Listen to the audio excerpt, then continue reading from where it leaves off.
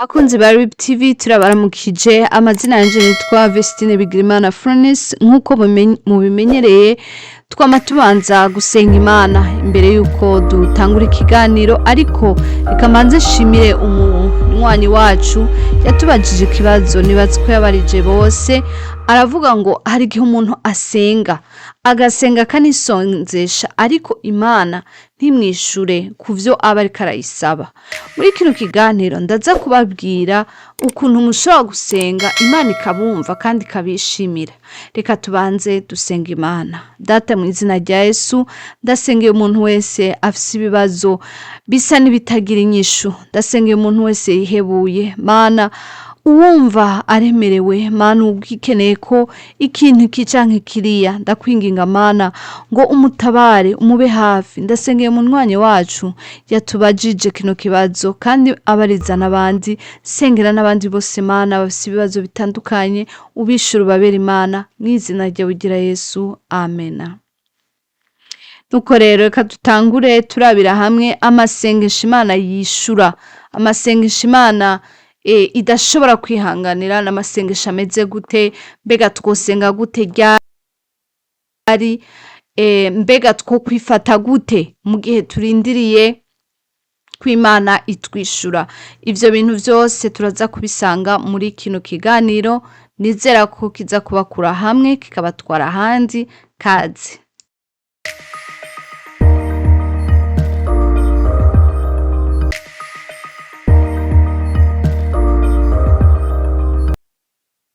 Kera batwigishije ko nugenda imbere y'Imana utegetswe kwiyegeranya ukavuga n'akajwi koroshe ukayibwira n'utuntu twiza. Okay, yes, niba ari yo mood canke niba ari yo niba ari vyo urimwo sawa, ariko hari n'igihe usenga ukanura, mwari mubizi, ugasenga ukanura ukayibwira utumviriza rero daddy, today is the day, I need this is going on, this gira ukayibwiza ukuri.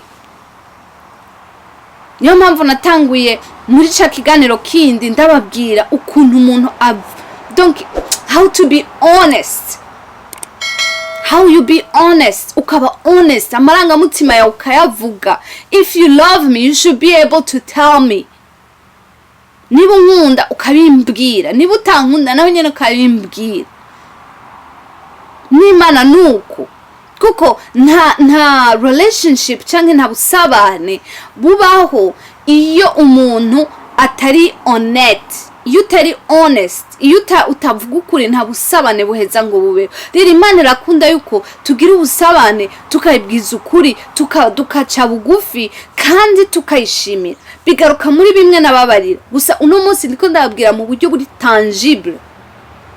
Ndibuka umunsi umwe nari umusingo mama kabisa, numva ndushe, mfise abana babiri, numva ndushe kabisa. Ko iyo uri umusingo mama uhura n'ibintu vyinshi nta nivyo tuvuga ko tubibabwiye mwoca muhababuka, havyo tuvuga. Numva ndarushe ndabwira Imana ngo umviriza. Jewe nayibwira ngo umva sindiko ndagusenga kuko sindabizi kuri kuranyumva, sindabizi nuko mbona ntavyonzi, ariko iconzi nuko ngomba kukubwira kuko niba wararemye amatwi ushobora no kumva. Navuga uko nyene ariko natahuye ko nubundi nariko ndasenga gusa kubera ivyo bihe nari ndimwo ntabwo nari mfise cya kintu c'ubunyabupfura cyo kwiyegeranya ngo urumva ngo utondeka amajambo neza. Oya, nari muri umviriza man, umviriza. Ndazi yuko niba waremye umunwa ushobora no kuvuga, ukoreshe nawe uvuge. Niba waremye amaboko koresha amaboko yawe nawe ukore, ndakubona ukore. Ugasenga uvuga ivyo bintu but that's okay. Urabwira Imana amarangamutima yawe ibikubamwo, urikura yibwira. That's the truth, that's the like being honest. Nuko niko umuntu aba honest n'uyundi. Uno musi shavuye muca mubibona, ndyohewe muhita mubibona. kubera iki ko Imana yaranyigishije ko ubu buzima tubamwo n'ubuzima bwa komandi n'ubuzima ni bugufi daboro, ubuzima ni bugufi. Rero igihe cyose uzobona n'abantu cyangwa uzoba uri kumwe n'abantu, make sure yuko ube impacta cyangwa bo bakwimpact.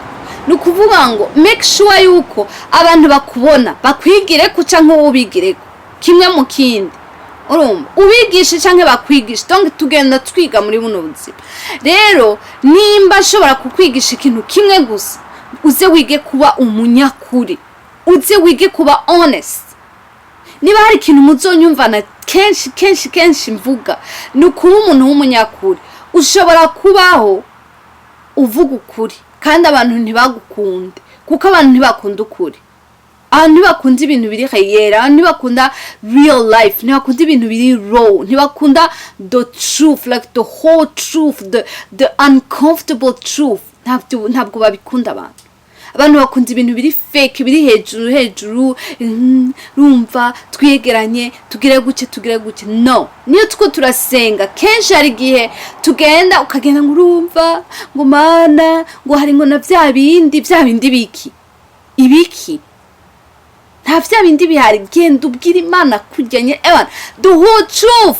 Niyo mpamvu amasengesho ya wenyene ari very important, very important. Kuko amasengesho ya bose okay, that's good, murasenga ikintu runaka iki, ariko nkunda amasengesho ndije nyene kuko ndagenda nkadwebera nkabwira Imana, niba ari kurambarara nkarambarara, niba ari gutambuka nkasenga ntambuka, niba ari kuryama nkaryama, niba ari kugarama nkagarama, niba ari kuvuza induru nkayivuza. Kubera iki? Kuko God is our dad, he is mine. Nibo wenyine atamuntu numwe ashobora kudutwara.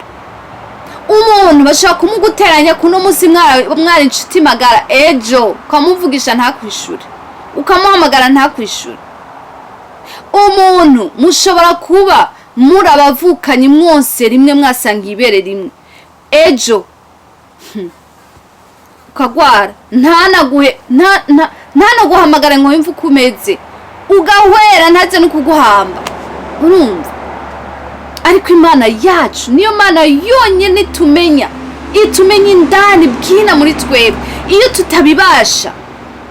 Iyo tutakibibasha ukumva ubuzima bw'ubusingo burakugeza ahantu ko hari gihe kabisa wumva kabisa ushungumiwe, kumva urashungumiwe, ukumva why kubera iki jewe mfise imyaka 40 50 jewe nta kintu na kimwe raba, nkeneye umugore, nkeneye umugabo, nkeneye iki. Donc na environnement huri bakabikumvisha yuko you need to get married now. You need to get married. Umva bakakumvisha huri environnement abagenzi kuri eglise iki, bakakumvisha yuko hey gira ico wibwiye, bakakumvisha akagutera iyo stress, nawe ukumva uri stress, ukumva bikugeza ahantu. Rero hakwivumbura ku Mana, genda ufata iminsi uri wenyene, ushaka ufungure, ushaka wisonzeshe. Ikintu namambwira abantu, ndababwira nti wewe ukora kiri mu mutima wawe, ico wumva kiri mu mutima wawe, ugende. Niba ari ku musozi, niba ari hehe, niba ari mu gashamba, niba ari ku mazi, niba ari mu vyatsi, niba ari hehe, ugende wicare ubwira Imana mu majambo yawe. Ntusubiremwe mwaramutse Mariya, oya, iyo nta kigufasha. Haragira igihe mu buzima mwaramutse Mariya ntihagira ikigufasha. Haragira igihe kuvuga dawe wa twese hani nahazwe Imana data na mwana na mutima mwirana, nibigira ico bigufasha. Wewe ikibazo kikasama gutya, kikakwasamira, ukabona ko kavuga ta rero ni vumbi na yaje. Muri ico gihe nta muntu wundi, nta pastor abakenewe, nta baririmbyi babakenewe, nta muvyi ntaki. Haba hageze ko wewe nyene uheba iryo tiro rya saa 8 canke rya saa 9, ukavyuka musi y'igitanda ukabwira Imana, ukayiririra kandi ukayibwiza ukuri. Ikintu ca mbere kubigenza nuko banzi ca mbere ubanze wihane, itunganye niwiyeze saba imbabazi ku kintu cyose ico uzi n'ico utazi. It's not the time kwihagararako, it's not the time kumva ngo urumva ngo ane navuga ibingo Imana ngo ibiki. Oya, no, just say it. Ihane, wihane. Kintu cyose numva kiri mu mutima wawe ukeneye kubwira Imana ucihane, kuko Imana izirana n'abanyabyaha, izirana ikunda ibyaha, ikunda abanyabyaha ariko yanka ibyaha. Ikunda abanyabyaha ariko yanka ibyaha. Ihane rero ukuri ico kintu hagati yawe n'Imana, kuko nukigumizaho amasengesho yawe araguma ngaha. Uraguma wibaza ngo narasenze, kumbe nta n'umusi n'umwe n'uyu umwe wigeze usenga. Imana ntigeze yumva ikintu na kimwe wigeze uvuga. So ihane. Uhejeje kwihana,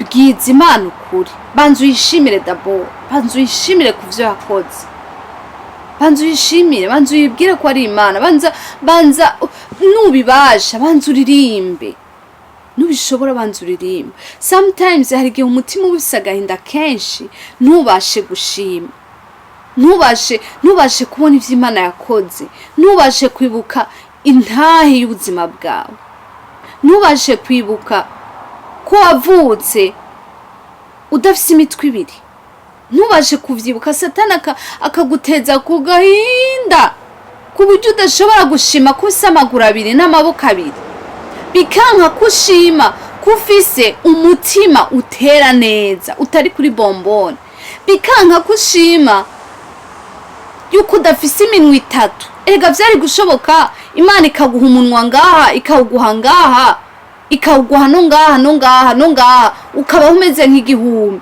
Ariko Imana yaguhaye umunwa umwe, amaso abiri, izuru rimwe ryiza, iguha umubiri mwiza, iguha guhema, iguha kuvuga. Ni vyinshi. Nubwo hari ico ubuze kumbure, nubwo kumbure utari kuraronka ivyo ushaka muri kano kanya, ariko ivyo gushima ni vyinshi. Rero Satani ntakunyage ico kintu cawe co gushima, kuko iyo dushima Imana yegera hafi. Imana yegera hafi yacu.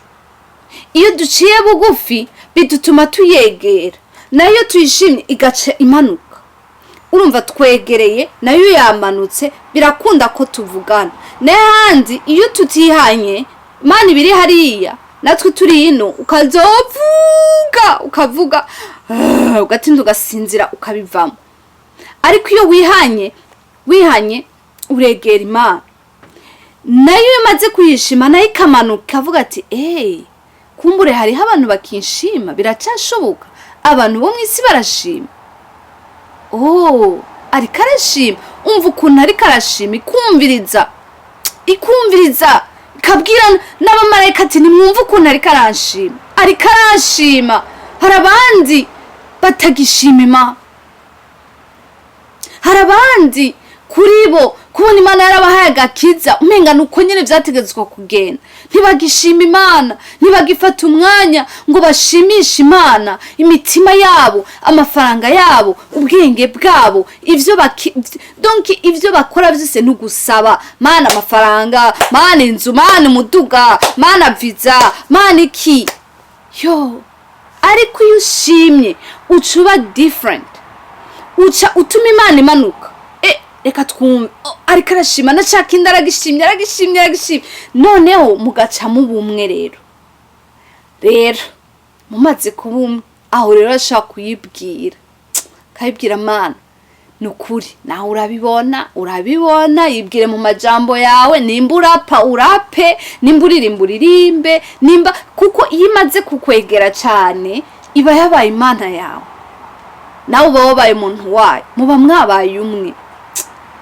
Mwari muzi ko hari igihe ubumwe n'Imana ikakwiyegeka, itaraguha ico kintu ushaka, ikakwiyegeka ukarira, wahejeje kurira ntibikunde kuvuga, ntuvuge kubera agahinda, kubera umutima ubabaye. Kandi Yesu arabizi, aramenya iyo umutima ubabaye, arabimenya. Rero iyo twegereye twihanye twaciye bugufi akatwiyegeka, tukamubwira ibitubabaje, araza agafata ya marira akayakorektinga, kuko ngo hazogera igihe mwijuru tuzogenda dusanga ya marira yose twarira, kuko nta marira namwe atakara. Marira y'abakiranutsi arabikwa ahantu quelque part. Tuzogera mwijuru ngo Yesu ubwiyo. Haleluya. Imana dati zokebuke turabe, ndabe bagenzi banje, ndababaze ngo mbega namwe mwaje. Imana ishimwe ko tutaheze mu nzira, Imana dati zokebuke turabe, nanje nkebuke ndabe bagenzi banje, ndababaze ngo mbega namwe mwaje. Imana ishimwe ko tutaheze mu nzira, Imana dati zokebuke turabe, nanje nkibuke ndabe bagenzi banje, ndababaze ngo mbega namwe mwaje. Imana ishimwe ko tutaheze mu nzira. Haleluya. Imana ishimwe ko inyuma yo kuburanirwa, kwibura inyuma y'ibino bibazo, inyuma y'intambara, inyuma y'ibitugwanya, inyuma y'ubunyakamwe, inyuma y'ibi mwabantu mwe, inyuma y'ibi muri ararimba neza, inyuma y'ibi hazoba umunezero gusa, inyuma y'ubukene n'agakengegwe, inyuma y'ibi hazoba umunezero gusa, inyuma y'ibi. Haleluya. Inyuma y'ibyo dusengera tutabibona, inyuma y'ibyo turondera tutabishikira, inyuma y'ibyo twiruka ko bikadusiga, inyuma y'ibyo twifuza mu mitima tukabibura, inyuma y'ibi nagira ndakuremeshe mwene data, wowe wambajije kiriya kibazo, nawe utashoboye kumbaza, wewe ufise mu mutima ikibazo ariko watinye kukimbaza, ndagomba kubwira ngo inyuma y'ivyo uri kuracamwo, inyuma y'ivyo bibazo, inyuma y'ayo mageragezwa, inyuma hariho umunezero gusa. Inyuma y'ivyo hari umunezero gusa. Rero bene data, Imana iduhana umugisha, Imana idufashe kwegera Imana. Iyo twegereye Imana, hari igihe Imana idahita yishura ku kanya bivanye n'umugambi wayo dufiseko, kuko Imana iradukunda. Hari igihe idashoka yishura, hari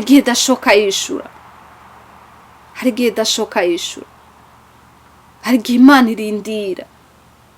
Ndibuka ndiko ndasenga mbwira Imana, Mana fasha, Mana raba, ndashaka 2,000, Mana fasha business yanje, nayo bisaka business gato, Imana fasha kano ka business kaduge, nubwo wampa 2000 gusa, Mana nubwo noronka 2,000 gusa, Mana nubwo makazi basikazompa 2,000, Mana nkumva kuronka 2,000 byoba bimaze. Ariko Imana yo mu bwenge bwayo yiyumvira kuma byinshi. Rero Imana idufashe kandi iduhe kurindi, iduhe kwegera Imana, iduhe gusenga Imana. Bantu benshi bazi ngo barakijijwe ariko batigera bihana. Umuntu atihana ntashobora kunezereza Imana. Uno munsi hari inyigisho nyinshi, abantu bariko barahuna, abantu bari mu bintu bitari ivyo. Umuntu akaza kubwira ngo urumva ngo je sinkeneye ngo kwihana, ngo kubera ngo Yesu yarabirangije, ngo kubirangiza ngo bisigura ngo vyaha byose ngo yarabirangije. Mane dufashe.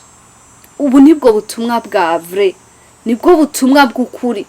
Ahantu uzogenda gusenga bakakubwira ngo nta gituma wihana, ngo Yesu yarabirangije, irukane antikrist.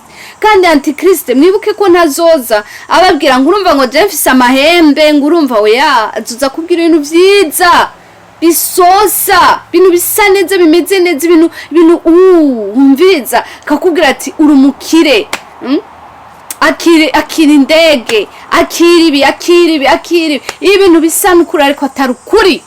Ukuri ni ukuri niko kwihana. Pawulo aravuga ngo uzoza babwira ibinyuranye n'ibitubigisha ngo uwo muntu ngo aze shaka be anateme no kuvuga ikivume, no kuvuga umuntu mbega ikivume mbega kirso anateme. Umuntu wese avuga ibinyuranye n'ibi ngo azabe anateme. Mana rero dufashe ubu butumwa bwo kwihana, nibwo butumwa abantu bakeneye, nibwo butumwa isi ikeneye, nibwo butumwa bwa nyabwo, nibwo buzodutuma dushobora kurengana ibihe bigiye kuzamwa abantu. Ibihe biturimwo, ibihe tugiye kwinjiramwo nibihe bikomeye cyane. Ndasaba ngo Imana ikugurura amaso y'uburyo bw'umwuka, ubone ibihe turiko turinjiramo nibihe bikomeye, nibihe udafise mwemu yera ntuzobishobora guhagarara, ntuzobishobora. Hari abantu benshi cyane Imana iriko irimbura, Imana iriko iratayisha, iriko irimbura, iriko irimura kubera ibihe bigiye kuza. Nibihe bikomeye cyane, nibihe bigoye, nibihe vy'inzara, nibihe vyo gucompromisinga, nibihe hazogera igihe ukavuga uti wow, urukundo rwa benshi rutimbe, inshuti abagenzi bantu bari hafi yawe barondera ubabure. Iyo nindi suje y'undi munsi, ariko ndabinginga ngo abantu b'Imana muze twegera Imana, dusenge Imana, twige kwihana, duce bugufi, dusabe ubugombe bw'Imana, dusabe ubugombe bw'Imana kugira ngo Imana ibone kuza tubumwe kandi ishitse amasezerano, ko ntabwo Imana itebeje amasezerano, ntabwo Imana itebeje amasezerano. Nuko rero bakunzi ba RIB TV, aha niho ibiganiro vyacu bigarukiye. Tukaba dushimiye abatanguranye natwe kuva mu ntango, twongera tubasaba ko mwoshishikara gukora like, share na comment kugira ngo tubandanye tubazanira ibiganiro vyiza nk'ibi. Turabakunda, naho ubutaha. Shalom shalom.